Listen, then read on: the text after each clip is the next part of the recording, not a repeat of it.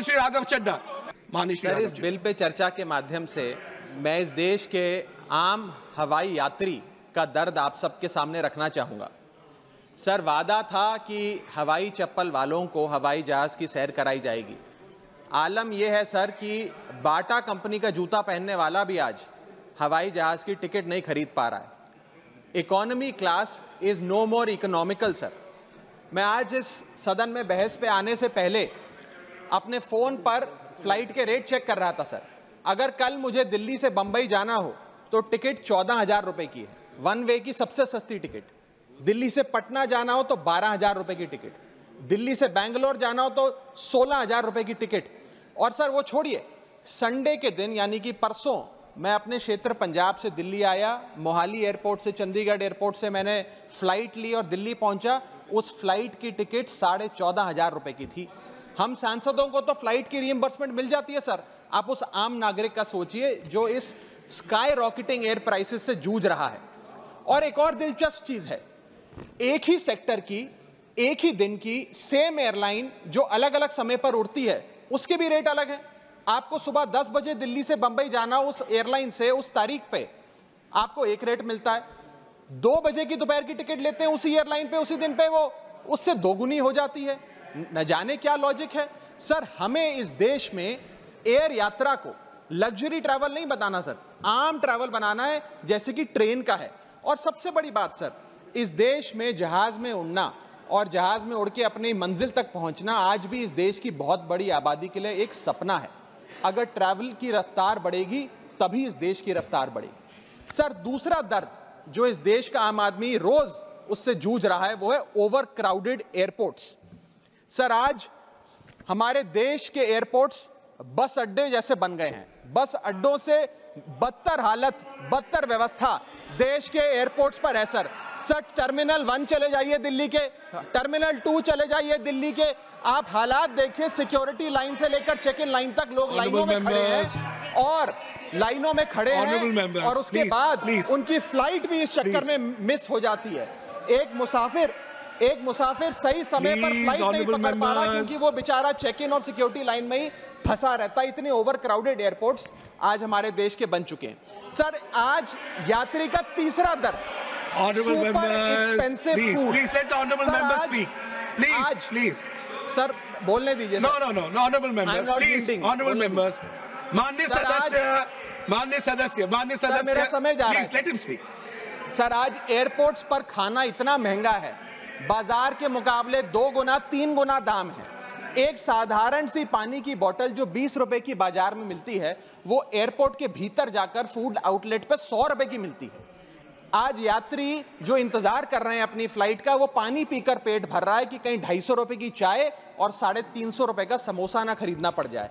बताइए सर, एक आम आदमी एयरपोर्ट पर अपने जहाज का इंतजार करते हुए क्या एक चाय नहीं पी सकता? क्या इस पर कोई रेगुलेशन नहीं होना चाहिए? क्या कोई अफोर्डेबल कैंटीन का मैकेनिज्म नहीं होना चाहिए? चौथा दर्द जो आज इस देश के आम यात्री को सर सहन करना पड़ रहा है वो है पुअर कनेक्टिविटी। आज इस देश के कई टूरिज्म स्पॉट्स पे, कई फेमस शहरों तक जहाज की यात्रा नहीं पहुंचती, फ्लाइट्स नहीं पहुंचती, एयरपोर्ट नहीं पहुंचती। कई शहर, अधिकतर शहर ऐसे हैं जहां पर एयरपोर्ट्स नहीं हैं।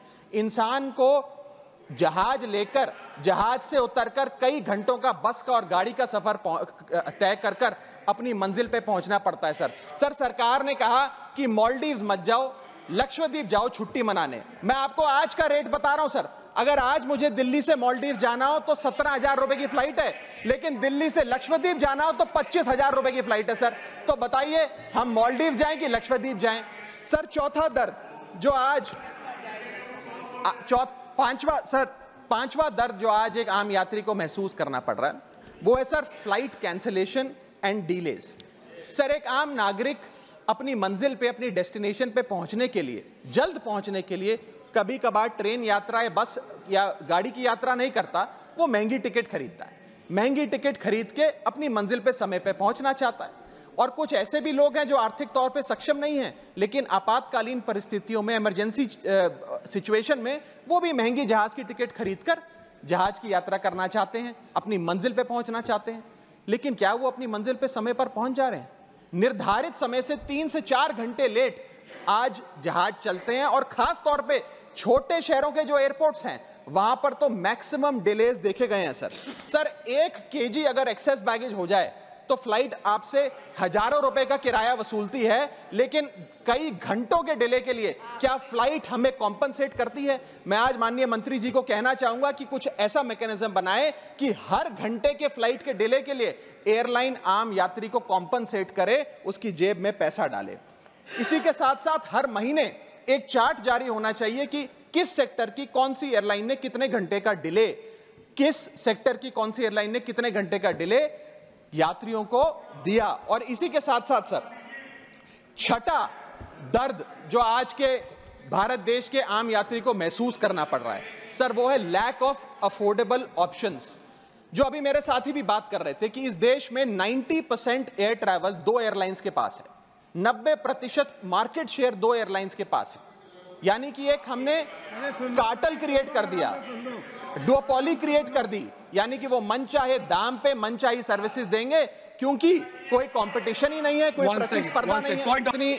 इतनी विशाल जनसंख्या वाला हमारा देश है और इतनी विशाल जनसंख्या वाले देश में मात्र 2 ही कंपनियां हमारा पूरा एविएशन सेक्टर चला रही हैं। सर सरकार लाई एक स्कीम जिसका नाम था उड़ान, जिसका फुल फॉर्म है उड़े देश का आम नागरिक। पर कैसे उड़े?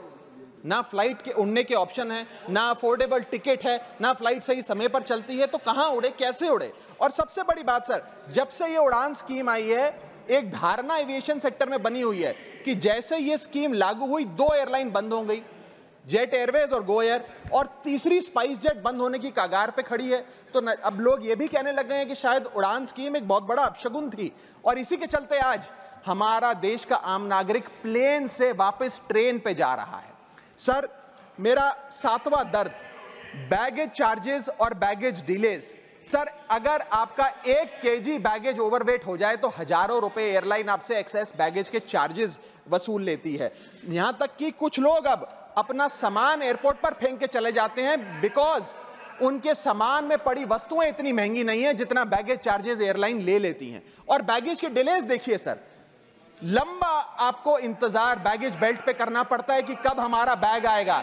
जब स्क्रीन पर देखते हैं तो स्क्रीन पर लिखा आता है बैगेज ऑन बेल्ट, लेकिन बैगेज ऑन बेल्ट नहीं होता, सिर्फ 2-3 बिजनेस क्लास पैसेंजर्स का बैग आता है और न जाने कितने मिनट एक आम नागरिक को इंतजार करना पड़ता है इस एक्सेस डिले के लिए, या इसको एक स्टैंडर्डाइज करने के लिए कोई प्रोसीजर सरकार को बनाना चाहिए। सर मेरा आठवां दर्द मैं समाप्त कर रहा हूं सर 8वां दर्द heavy car parking charges eight airport.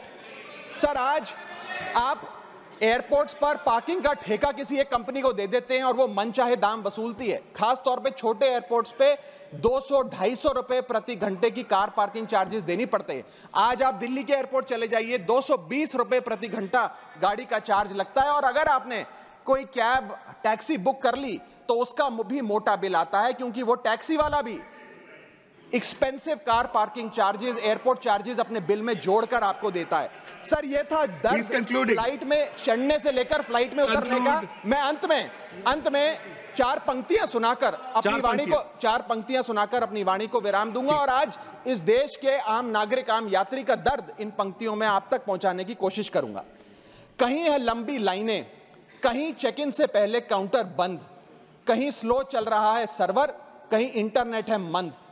महंगी टिकट के बाद भी यात्रा की कोई गारंटी नहीं, आपका सामान चाहे टूटे चाहे फूटे कोई वारंटी नहीं। जो हाल है बस अड्डों का वही तस्वीर आती है एयरपोर्ट से। चाय हो या समोसा नहीं मिल रहा 500 रुपए के नोट से। रोज फ्लाइटें रद्द हो रही हैं धमकी बम विस्फोट से।